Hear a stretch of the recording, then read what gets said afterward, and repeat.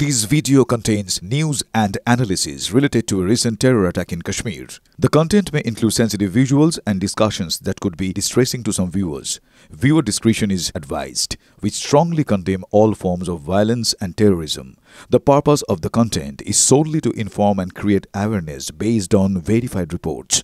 Top quality और consistent performance के लिए सिर्फ सिल्वर पंप नाम याद रखना। যুদ্ধ আবহ ইতিমধ্যে ভারতের 3 সেনা দ্বারা প্রস্তুত প্রত্যাঘাতের জন্য, কিন্তু পাকিস্তান ইতিমধ্যে যেমন ভয়ে কাঁপছে, কোণঠাসা হয়ে পড়েছে, তবুও তাদের ফন্দি ফিকির কমছে না।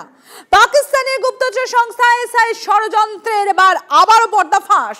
আর এবার অমৃতসর থেকে পাকড়াও 2 আইএসআই চর। সেনাবাহিনীর তথ্য পাচারের অভিযোগে পাঞ্জাব পুলিশের হাতে গ্রেফতার। কতটা নির্লজ্জ দেখুন পাকিস্তান। এক তো তারা কোণঠাসা হয়ে গিয়েছে, এই রকম অবস্থা, তাদের অস্ত্রশস্ত্র, যদি যুদ্ধটা বেঁধেই যায় তাহলে তাদের অস্ত্রশস্ত্র তো ইতিমধ্যেই কম। কোথায় পাকিস্তান সেনা রীতিমতো তারা ভয়ে কাঁপছে, কিন্তু এদিকে দেখুন অবস্থা, এখনো তাদের গুপ্তচর বৃত্তির সেই নির্লজ্জতা গেল না। পাকিস্তানের গুপ্তচর সংস্থা আইএসআই ষড়যন্ত্র, আর সেই ষড়যন্ত্রের পর্দাফাঁস করলো ভারতীয় সেনা। অমৃতসর থেকে পাকড়াও 2 আইএসআই চর।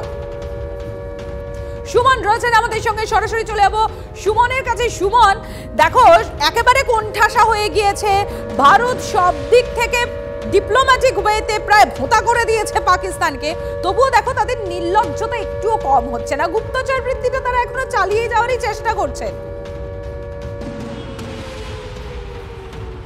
দেখো, অমৃতসর যে রুরাল পুলিশ রয়েছে তারা আজকে দুজনকে গ্রেপ্তার করেছে এবং তাদের বিরুদ্ধে এফআইআর দায়ের হয়েছে, কেস ওপেন হয়েছে, তদন্ত চলছে। যেটা জানা যাচ্ছে, অমৃতসর এয়ারবেসের তথ্য এবং আর্মির তথ্য এগুলো ওরা পাকিস্তানে পাঠাচ্ছিল থ্রু অমৃতসর সেন্ট্রাল জেল। সেখানে দুজন রয়েছে, তাদের নাম হচ্ছে হ্যাপি আর পিট্টু। এই 2 আসামি, তাদের মারফত তারা পাকিস্তানের সঙ্গে একটা লিঙ্কেজ তৈরি করেছিল। স্বাভাবিকভাবে বোঝাই যাচ্ছে যেখানে যদি যুদ্ধ শুরু হয় তাহলে ভারতবর্ষের কাছে যে অস্ত্র ভাণ্ডার রয়েছে সেখানে পাকিস্তান মাত্র 4 দিন টিকতে পারবে, তাদের কাছে যা গোলা বারুদ রয়েছে।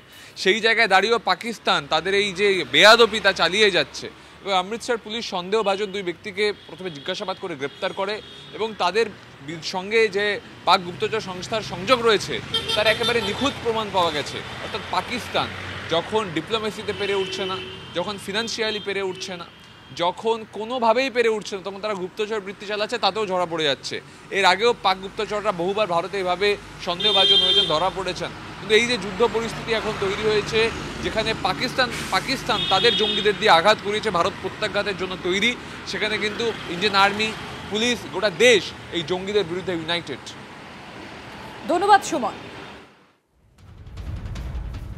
আর যেরকম আপনাদের জানাচ্ছিলাম যে অমৃতসর থেকে 2 আইএসআই চর গ্রেফতার। পাকিস্তানি গুপ্তচর সংস্থা আইএসআই ষড়যন্ত্রের পর্দাফাঁস। অমৃতসর থেকে পাকড়াও 2 আইএসআই চর।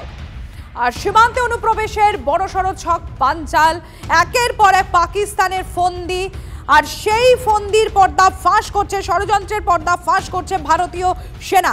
ইতিমধ্যে আমরা টেলিফোনে যোগাযোগ করতে পেরেছি প্রাক্তন সেনা কর্তা কর্নেল দীপ্তাংশু চৌধুরী রয়েছেন আমাদের সঙ্গে।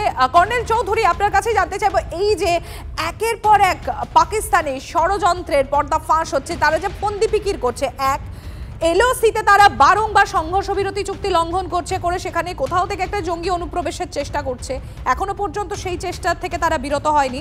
আর দ্বিতীয়ত, একটা জায়গা থেকে, এই অমৃতসর থেকে যেমন 2 আইএসআই চর ধরা পড়েছে, অর্থাৎ এই বিষয়গুলো এখনো পর্যন্ত চালিয়ে যাচ্ছে পাকিস্তান। পাকিস্তানে তো এটা নতুন একটা ডক্টরিন নয়, এটা তো টু ব্লিড ইন্ডিয়া বাই 1000 কাজ, এটা জিয়ার ডক্টরিন, আজ থেকে বেঁচে নেই। এটা অনেক দিন, মানে জিয়াউল হক যখন রাষ্ট্রপতি ছিল, প্রেসিডেন্ট ছিল, তখন থেকে ওদের এই ডক্টরিন।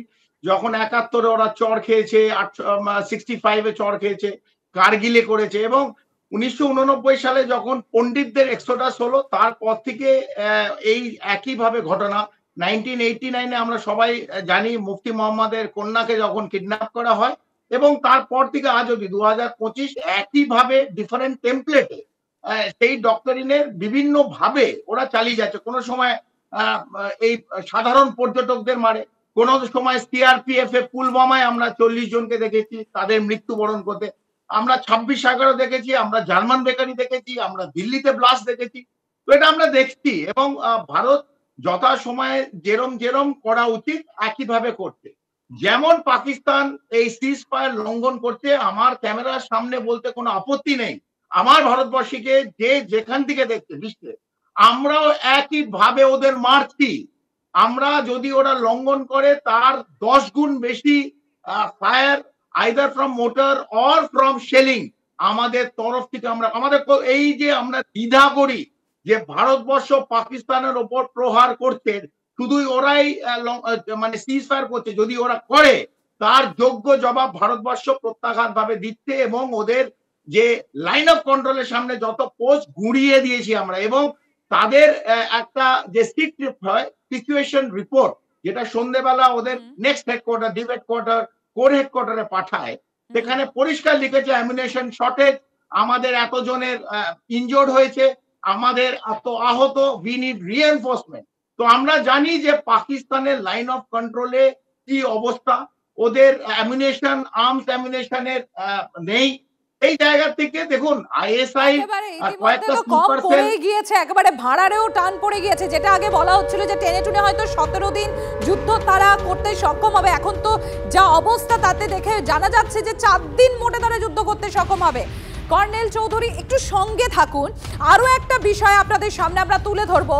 এই যে দেখুন পাকিস্তানের নির্লজ্জতা কোন জায়গায় সীমা ছাড়িয়ে গিয়েছে, সীমান্তে সেখানে অনুপ্রবেশের বড় সড়ো ছক, আর সেই ছক বানচাল করলো ভারত। ভারতে অনুপ্রবেশের সময় এক পাক রেঞ্জারকে হাতে নাতে ধরলো বিএসএফ। রাজস্থানের শ্রীগঙ্গানগরের ঘটনা এটা। বিএসএফ সূত্র থেকে কি খবর আসছে আপনাদের জানাই। সীমান্ত পেরিয়ে ভারতে ঢুকে পড়ে পাক রেঞ্জার, সতর্ক সীমান্তরক্ষী বাহিনীর জওয়ানরা সেখানেই ওই পাক রেঞ্জারকে বন্দী করে। কি কারণে এই পাক রেঞ্জার এদেশে ঢোকার চেষ্টা করছিল সেটা খতিয়ে দেখা হচ্ছে, টানা জিজ্ঞাসাবাদ চলছে এই পাক রেঞ্জারকে।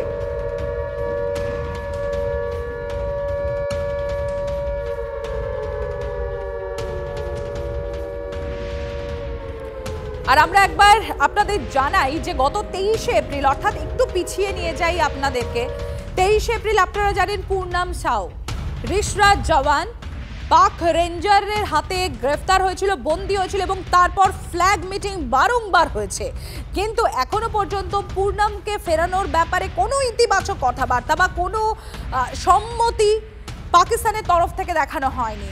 পূর্ণামের পরিবার পরিজনদের কি অবস্থা একবার দেখব।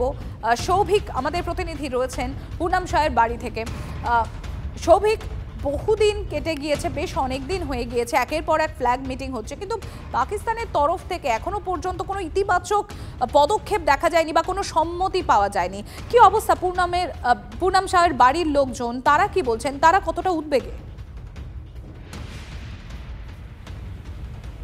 দেখো, অবশ্যই তো উদ্বেগে রয়েছে, কারণ 12 দিন অতিক্রান্ত এখনও কিন্তু পূর্ণাম সাউ বিএসএফ জওয়ান তিনি কিন্তু এখনও বাড়িতে ফেরেননি, দেশে ফেরেননি, পাকিস্তানের হাতে আটক রয়েছে। যদিও গতকালকের পাক রেঞ্জার আটক হয়েছে বিএসএফ জওয়ানদের হাতে, তারপরে কিন্তু একটু হলেও স্বস্তি ফিরেছে। আমি সরাসরি যিনি অন্তঃসত্ত্বা স্ত্রী রয়েছে পূর্ণাম সাহের বৃদ্ধ মা রয়েছে, আমি স্ত্রীর সঙ্গে একবার কথা বলে নেব। আপনারা তো খবরটা পেয়েছেন যে গতকালকের একজন পাক রেঞ্জার অ্যারেস্ট হয়েছে, এখন কি মনে হচ্ছে আপনাদের? স্যার দেখুন, এই নিউজটা আমরা কালকেই পেয়েছি কি পাকিস্তানের তরফ থেকে রেঞ্জার ধরা পড়েছে। তো আমাদের বিএসএফের যে স্যাররা আছেন জওয়ানরা, ওনারা 7 বার ফ্ল্যাগ মিটিং করেছে, 7 থেকে 8 বার, ওরা একবারও আসেনি। এখন তো ওর জওয়ান এদিকে ধরা পড়েছে ইন্ডিয়াতে, তো নিশ্চয়ই ওই ফ্ল্যাগ মিটিংয়ে তো কিছু তো ওরা রেসপন্স করবে। আমাদের ওইটাই ভালো লেগেছে কি ওই যদি ওরা ওইখান থেকে আসে তাহলেই তো মিটিংটা হবে, দু তরফ থেকে বসতেই তো মিটিংটা হবে। তো একটু আমরা আশা পাচ্ছি এখন কিছু খবর, আমরা ভালো একটা খবর পাবো। আপনাকে কালকে কি উদ্বোধন কর্তৃপক্ষ ফোন করেছে বিএসএফ এর? হ্যাঁ, কেউ স্যার ফোন এইটা বলেননি কি কেউ ধরা পড়েছে, এটা বলছে কি জলদ সে জলদ কারवाई চল रहा है, उसको वहाँ से छुड़ा लिया जाएगा, এইটুকু বলেছেন। অর্থাৎ তুমি বুঝতে পারছো যে পূর্ণাম সাহের স্ত্রী যেটা জানালেন, আমি মায়ের সঙ্গে একবার কথা বলে নেব। কালকে তো শুনেছেন যে একজন পাকিস্তানি একজন রেঞ্জার অ্যারেস্ট হয়েছে, কি বলবেন আপনি? हम बोलते हैं कि हमारा लड़का आज 12 दिन से फंसा है, गलत किया नहीं किया, लोग फंसा दिया तो छूट के आ जाता है। आप लोग कोशिश करिए। बहुत बोली है हमको तो उतना बांग्ला। তুমি বুঝতে পারছো যে পরিবারের লোকজন কিন্তু আশা রাখছে এবং একটু হলেও স্বস্তি যে গতকালকের যে পাক রেঞ্জার আটক হয়েছে বিএসএফ জওয়ানদের হাতে, এবং তারা কিন্তু তারপর সেই নেগোসিয়েশনের জায়গায় পাকিস্তান আসতে চাইবে কিনা, পূর্ণাম সাহের এদেশে ফেরার পথ সুগম হবে কিনা, আমরা জানবো কর্নেল দীপ্তাংশ চৌধুরী আমাদের সঙ্গে রয়েছেন। কর্নেল চৌধুরী, এই জায়গাটা একটু জানতে চাইবো, এই যে গতকাল যে পাক রেঞ্জারকে আটক করা হলো আর এবার ইতিমধ্যেই পাকিস্তানের তরফ থেকে তাকে ফেরানোর জন্য ইতিমধ্যে একটা আবেদন জানানো হয়েছে, যদিও বিএসএফ সেটা একেবারে না করে দিয়েছে। কোথাও কি এবার সেই নেগোসিয়েশনে সেই জায়গা কি আসবে? পূর্ণাম কি দেশে ফেরার পথ সুগম হবে? কেন বলছি কোয়েশ্চেন মার্ক রয়েছে, কারণ কর্নেল চৌধুরী আপনিই জানেন কার্গিল যুদ্ধের পর নিজেদের জওয়ানদেরকেই ফেরাতে, সেনার জওয়ানদের ফেরাতে অস্বীকার করেছিল পাকিস্তান। একদম আপনি কারেক্ট জায়গাটা ধরেছেন, আমি এটাই বলতে যাচ্ছিলাম, আপনি বোধহয় ধরে ফেললেন আমি কি বলবো বলার আগেই। এই একই সময় আমরা যখন কার্গিলে, আমি নিজে পার্সোনালি প্রেজেন্ট ছিলাম প্রথম দিন থেকে শেষ অবধি, এবং আমরা দেখেছি ওদের যে লাস্ট রাইট, এই পাকিস্তান রেগুলার ফোর্স, ওরা মুজাহিদ না, ওরা কোনো জঙ্গি সংগঠন না, but regular force, north West frontier Province অথবা বালুচ অথবা পাঞ্জাব রেজিমেন্টে যারা মারা গেছিল পাকিস্তানে, তারা নিজেদের সৈনিককে নিল না, এবং তাদের লাস্ট রাইট, তাদের কবর কিন্তু আমরাই সম্মান জানি জায়গা মতন আমরা দিয়েছি। সেই একইভাবে আজকে এই রেঞ্জার যাকে ধরা হলো, তাকে প্রথমে তো অ্যাকসেপ্ট করতে হবে পাকিস্তানে, যে অনেক সময় নিজের নাগরিককে ওরা অ্যাকসেপ্ট করে না, যেটা ভারতবর্ষ আপনি দেখছেন সমস্ত টিভি চ্যানেলে দেখাচ্ছে যে আমাদের বিএসএফ জওয়ান যে এখন ওদের কাছে আছে, এটা উই হ্যাভ অ্যাকসেপ্টেড আমরা, এবং কেন্দ্রের থেকে বিভিন্ন পর্যায়ে বিভিন্ন জায়গায় কথা চলছে ওকে ফিরিয়ে আনার জন্য। বাট এই পাকিস্তান রেঞ্জারের সময় এখন আমাদের প্রথমে দেখতে হবে যে পাকিস্তানকে অ্যাকসেপ্ট করতে হবে যে ইনি পাকিস্তানের নাগরিক এবং পাকিস্তানের রেঞ্জার। এক, দ্বিতীয়ত যদি এরা এটাকে বলেন না, তার মানে তো আর কোনোদিন যেতে পারলো না পাকিস্তানে, তো এ আমাদের তরফেই থেকে যাবে। এখন সময়ের অপেক্ষা যে এটা কোন দিকে যাচ্ছে, কারণ এই রেঞ্জারের কাছে যে সব তথ্য আমরা পাবো, যা কথা পাবো, সেটাও কিন্তু এই গণমাধ্যম এবং সোশ্যাল মিডিয়া এবং ইলেকট্রনিক প্রিন্ট মিডিয়ার মাধ্যমে পুরো বিশ্ব দেখবে। তো পাকিস্তান কতদিন এটাকে না করে থাকবে, এটা সময়ের অপেক্ষা। তবে ভারতের যে অবস্থান, এখন ভারত যেরকম ভাবে এগিয়ে যাচ্ছে যে প্রত্যাঘাতের দিকে, প্রত্যাঘাত এটা মানে না যে line of control international border cross করবে আর কালকে যুদ্ধ শুরু হয়ে যাবে। প্রত্যাঘাতের অনেক রকম ওয়েজ আছে, ওয়ার ডক্ট্রিন আছে, সেদিকে যেটা যাচ্ছে আমার মনে হয় পাকিস্তানের কিন্তু ঘাম বেরিয়েছে, এবং বিভিন্ন বিশ্বে তাদের ডিপ্লোম্যাটদের পাঠাচ্ছে। আঙ্কেল ট্রাম্পের কাছে অলরেডি পাঠিয়েছে পায়ে ধরার জন্য, এবং লন্ডনে, ইউনাইটেড কিংডমেও কিন্তু ওদের এম্বাসিতে লোক গেছে যে লন্ডনে ওরা বলার জন্য যে ভারতকে একভাবে আটকান, কারণ ভারত যদি ক্রস করে, বলছে আমরা কিন্তু তার দায়িত্ব নেব না। দায়িত্ব তো পাকিস্তানকে নিতে কেউ বলেনি। ভারত নিজের ব্যাপারটা নিজে ভালো বোঝে, ভারতের মধ্যে কোনো ত্রিপাক্ষিক কেউ থার্ড এজেন্সি ঢুকবে ভারত চায় না। ভারত নিজের সময় যেখানে করবে, কিরম ভাবে করবে, ওটা ভারত ডিসাইড করবে। একেবারে অনেক ধন্যবাদ কর্নেল চৌধুরী।